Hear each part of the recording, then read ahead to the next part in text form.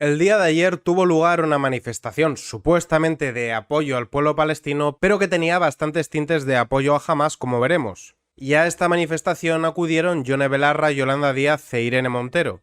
Me pregunto si habrán hablado entre ellas del tema de si va a seguir Irene o no de ministra. En las fotos que he visto no coinciden, pero sería gracioso. El caso es que ministras españolas acusaron a Israel de estar llevando a cabo una limpieza étnica en Gaza.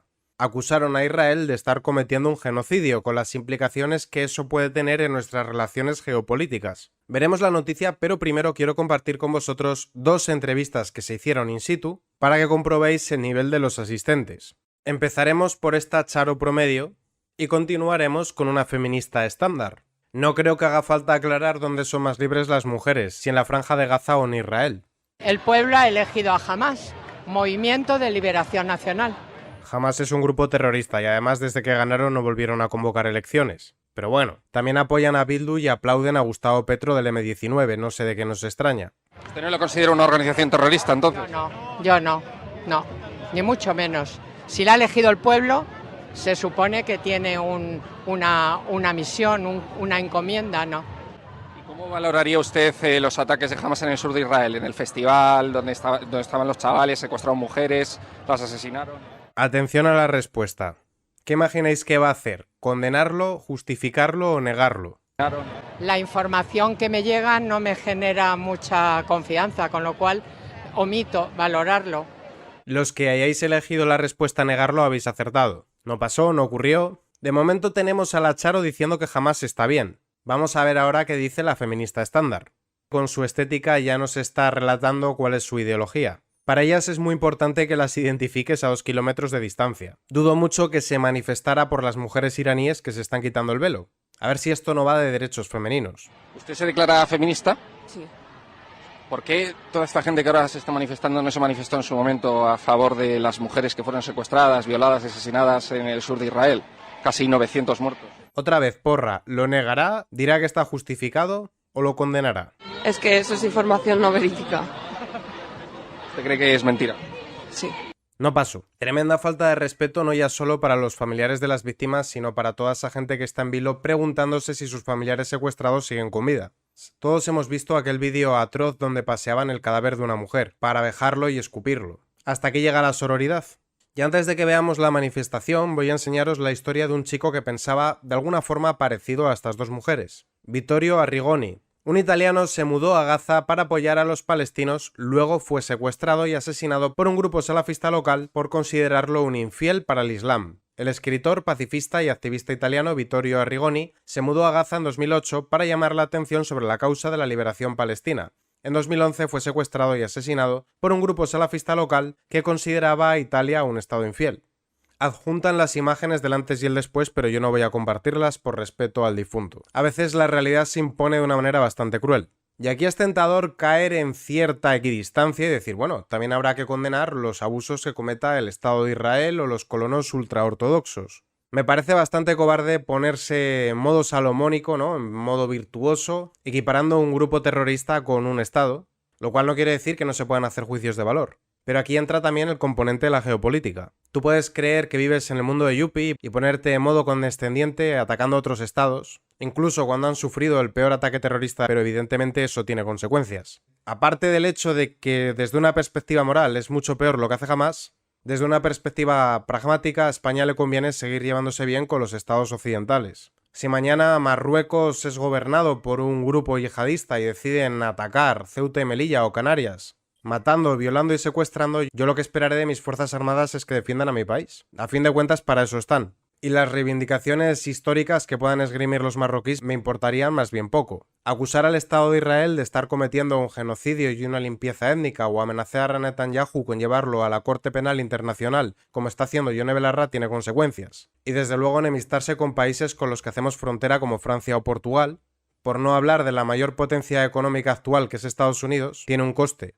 Los conflictos armados son una desgracia, estaremos todos de acuerdo, pero no creo que lo sensato sea posicionarse del lado de un grupo terrorista. Y ahora vamos a ver la noticia que nos trae hoy aquí. Yolanda Díaz, Yone Belarra e Irene Montero se manifiestan contra lo que han llamado genocidio israelí en Gaza, al que califican de limpieza étnica. Supongo que los terroristas de Hamás cruzaron la frontera para repartir confetis y caramelos. Y además apuntan, es evidente que Israel está cometiendo crímenes de guerra, cuando lo cierto es que si Israel quisiera cometer una limpieza étnica no tendría ningún problema en borrar de un plumazo toda la franja de Gaza. En términos armamentísticos son muy superiores. De hecho, una octava parte de los israelíes son musulmanes, en su mayoría de origen palestino. La vicepresidenta Yolanda Díaz y las ministras Irene Montero y Yone Belarra han participado este domingo en una manifestación pro-palestina que condena el genocidio de Israel en Gaza. Ya hemos visto que en esta manifestación defendían a Hamás. Yo me pregunto qué pensaríamos nosotros de Israel si apoyaran a ETA. La líder de Sumar, Yolanda Díaz, ha pedido el alto al fuego inmediato en Gaza y ha denunciado la vulneración flagrante, en sus palabras claro, del derecho internacional de Israel y ha aseverado que los derechos humanos no son relativizables y la legalidad internacional tampoco. Curioso que no le exigieran esto a Hamás. Tampoco se lo exigieron a Irán cuando salió a reprimir a las mujeres que se quitaban el velo.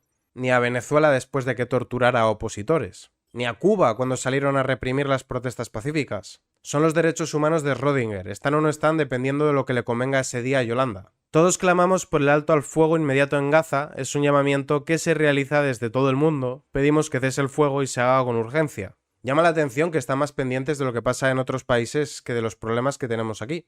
Pero claro, es que están en funciones, entonces no pueden hacer nada, ¿no? Es evidente que Israel está cometiendo crímenes de guerra y cuando hablamos de esto nos referimos a la depuración de responsabilidades jurídicas y estamos hablando de vulneración de la legalidad internacional. No hay dobles varas. Pues yo sí que veo dobles varas. Varios diputados, concejales y otros miembros de Sumar salieron a decir ahora más que nunca con Palestina el mismo día que lanzaron más de 5.000 cohetes contra Israel y secuestraron y torturaron a muchos israelíes, además de los secuestros. Quien no ve ahí uno doble varas que tiene un problema. Por su parte, la secretaria general de Podemos y ministra de Derechos Sociales y Agenda 2030 en funciones, Yone Belarra, ha exigido que se termine de una vez por todas la limpieza étnica de Israel a Palestina y ha afirmado que los líderes europeos, incluido Pedro Sánchez, no están a la altura de las circunstancias. En esto, sin que sirva de precedente, me parece bien que Pedro Sánchez esté obrando con cautela, aunque creo que está pecando de equidistante. Conviene recalcar que el ser neutral no solo implica que no tienes enemigos, también quiere decir que no tienes aliados, y cuando vengan tus enemigos tendrás que hacerles frente. Luego no terminamos de entender muy bien por qué Israel le vende armamento a Marruecos, o Estados Unidos les concedió la postura de socios prioritarios en el Mediterráneo occidental.